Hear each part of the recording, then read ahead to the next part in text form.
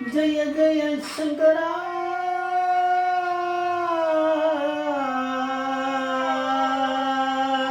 ஹர ஹர சங்கரா ஜய ஜய சங்கரா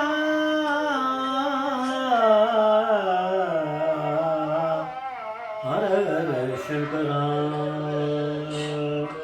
जय जय शंकरा हर हर शंकरा जय जय शंकरा हर हर शंकरा जय जय शंकरा हर शंकरा जय जय शंकरा गुरुभ्यो नमः नमस्ते सुगुरुनाथं कांचीपीठं सुरभजन दिव्यगणवेशं कांचीं जगन्नवसति अपारकण सिद्धं ज्ञानदं शाक्तिरूपिणं श्री चंद्रशेखर गुरुं पडवामदानं कलिगे दैवं कांचीमानि यूट्यूब சேனல் பிரத்யேகமாக நமது மகாபெரியோட பக்தர்களுக்கு ஏற்பட்டு கொண்டிருக்கும் ஆண்களை ஒவ்வொரு நாளும் ஒரு அணுகும் அதுக்கு ஒரு தலைப்பு இன்றைக்கி அன்புதோட தலைப்பு கோயம்புத்தூர்லாம் வேண்டாம் நேர சிதம்பரம் போ. கோயம்புத்தூர்லாம் வேண்டாம் நேர சிதம்பரம் போ. பரமேஸ்வரனான மகாபெரிவா இதை சொல்லியிருக்கா. பெரியவா அப்படிங்கிற பரமேஸ்வரனுக்கு தெரியுமே இவன் எங்கே போகணும் அப்படின்னு நம்ம சொல்கிறோம். நம்ம எங்கே போகணும் அங்கே போகணும் நம்ம தான் பிளான் பண்ணுறோம். நம்மளுக்கு தான் புத்தி இருக்குதுன்னு நினைக்கிறோம். எல்லா அதை கொடுக்குற இன்ஸ்ட்ரக்ஷன் கொடுக்குற பெரியவா அப்படிங்கிற பரமேஸ்வரன் நம்மளுக்கு தெரியாமல் இருக்குது. அவ்வளோதான். இதெல்லாம் இந்த மாதிரி சம்பவங்கள்லாம் நடக்குமா ஏதோ ஒரு சம்பவமாக நடத்தி காமிச்சிருக்காரு பெரியவா. தவிர மற்றபடி நம்மளுக்கு எல்லாமே ஒவ்வொன்றும் நம்மளுக்கு பண்ணக்கூடியதுக்கெல்லாம் நம்மளுக்கு யாரால் பண்ணுறோன்னா நம்மளோட புத்தியால் பண்ணல. அது எல்லாத்துக்குமே ஈஸ்வர அனுகூலம் அவர் கொடுக்குறதுனால தான் நம்ம பண்ணுறோம்னு நம்ம தெரிஞ்சுக்கிறோம். அது என்றைக்கு தெரியுறதா நம்மளுக்கு அந்த பக்குவம் அன்றைக்கி தான் நம்ம புரிஞ்சுவோம் பெரியவா அப்படிங்கிற பரமேஸ்வரன். தேனம்பாக்கம் அப்படிங்கிற சிவாஸ்தானத்தில் மகாபெரிவா அப்போ இருந்த சமயம். அப்போ பொள்ளாச்சி ஜெயமாமி போயிருக்கா. மகாபெரிவா ஜெயந்தி அன்னைக்கு நடந்திருக்கு. அதெல்லாம் நடந்து ராத்திரி அதை முடிச்சுட்டு பெரியவா கிட்ட உத்தரவு கேட்டிருக்கா. அப்போ ஏதோ கிளம்பி அங்கேருந்து பஸ்ஸை பிடிச்சி இங்கே போகிற மாதிரிலாம் பிளான் வச்சுருக்கா போல இருக்குது. ராத்திரி பஸ்ஸில் உத்தரவு கேட்டிருக்கா. சரி நீ எங்கே போகிற அப்படின்னு கேட்டிருக்கா. பெரியவா இங்கே போகிறேன்லாம் சொல்லலை. முதல்ல நீ இங்கேருந்து நேராக எங்கே போகிற அப்படின்னு பெரியவா கேட்டான். கோயம்புத்தூர் போகிறேன் அப்படின்னா. அந்த சமயத்தில் கோயம்புத்தூரில் தான் தங்கியிருந்தா போல இருக்குது பொள்ளாச்சி ஜெயமாமி. கோயம்புத்தூர் தான் நான் போகிறேன். பெரியவா கண்ணை மூடின்ட்டு ஏன் கோயம்புத்தூர் போகிறேன் அப்படின்னானா. இல்லை கோயம்புத்தூரில் தான் நான் இருக்கேன் அப்படின்னாலாம். சரி உன் மாட்டு பொண்ணு எங்கே இருக்கா அப்படின்னு பெரியவா கேட்டாலாம். இதுக்குடா அது இப்போ அவள் பிரசவத்துக்காக போயிருக்காளே எங்கே போயிருக்காவோ அப்படின்னு கேட்டான். அவள் சிதம்பரம் போயிருக்காள். அப்போ நீ ஏன் கோயம்புத்தூர் போகிற அப்படின்னு. அப்போ ஏதோ விஷயத்த சொன்னால் அங்கே யார் இருக்காளோ அங்கே எதுக்காக போகிறாளோ தெரில. அந்த விஷயத்த சொல்லியிருக்கா. நீ கோயம்புத்தூர்லாம் போக வேண்டாம் சிதம்பரம் போ அப்படின்ட்டாலாம். பெரியவா சொல்லிட்டான்னா உத்தரவு அதை நம்ம தெரிஞ்சுக்கணும். சரி அப்படின்னு சொல்லிட்டு பெரியவா என்ன பண்ணால் என்னப்போ வேறு பஸ்ஸுக்கு கிளம்பி போகணும். அவ்வளோதான். கிளம்பி நேராக கோயம்புத்தூர் போக வேணாம்னு சொல்லிட்டு கிளம்பி சிதம்பரம் சொல்கிறாளே. சிதம்பரம் ஏன்னா இப்போ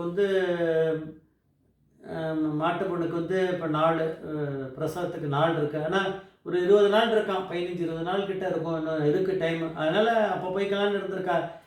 தெரியலையே. பெரியவா சிதம்பரம் போன்றா. சரி இன்னும் தெரியலன்னு சொல்லிட்டு கிளம்பி வந்தாலாம். இருந்தாலும் பெரியவா பயமுறுத்தி அனுப்பலை. அதனால் பிரச்சனை இல்லை. இல்லைன்னா பெரியவா முதலே சொல்லிவிடுவார் என்ன ப்ராப்ளம் பரமேஸ்வரன் இல்லையா.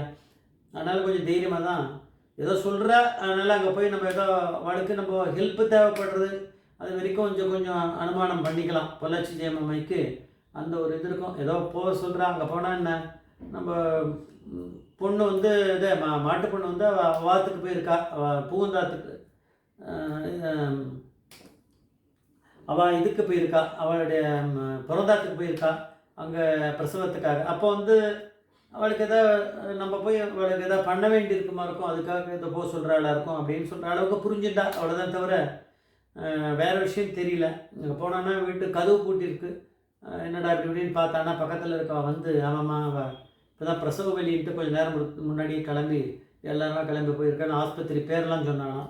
அப்புறம் ஆட்டோ இதை வச்சு நாங்கள் போனோன்னா திடீர்னு வலி வந்துடுது. இங்கே வந்தோம் இல்லை அப்படின்னு சொல்லி இப்போ பிரசவம் பார்த்துட்றோம் அப்படின்னாலாம் விரத்தை சொல்லியிருக்கா. குழந்தை பிறந்திருத்து. ஆம்பளை குழந்தையாக பிறந்திருக்கு. அதெல்லாம் நடந்துருது.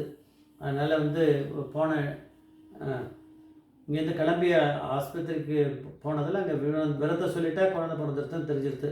அதனால் பெரியவாட தரிசனம் பண்ண தேனம்பாக்கம் போயிருக்கா நம்ம பொள்ளாச்சி ஜெயமாமி.